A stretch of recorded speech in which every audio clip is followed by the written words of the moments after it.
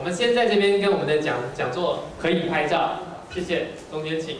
再过来一点点 ，OK， 好，对，好，来看这边，来看前面这里，好，再来。 这边啊，对，得奖的是，要不要单手再拿着？对，周日广播剧《复兴广播电台》。对，好，来这边，这边，复兴广播电台周日广播剧。这边，对。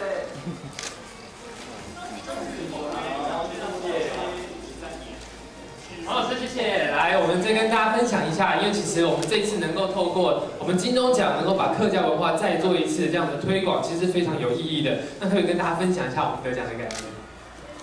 真的是很开心哦，因为全程用客语来主持节目、制播节目，对我来说真的是以前我在做国语广播节目的时候，从来没有想到过的。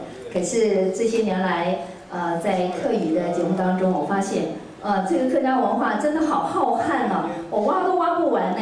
所以不管是我跟现场来宾的互动，或者是我们外出采访，或者是参加各项活动，我发现客家族群真的是蛮多才多艺的有很多值得我们去探访去体会、去感受的。所以很开心能够让大家认识我们客家文化，也谢谢评审这么用心的打开耳朵，用他们的这个心来欣赏、收听我们这么深度、广度的《天下事客家新》节目的制作。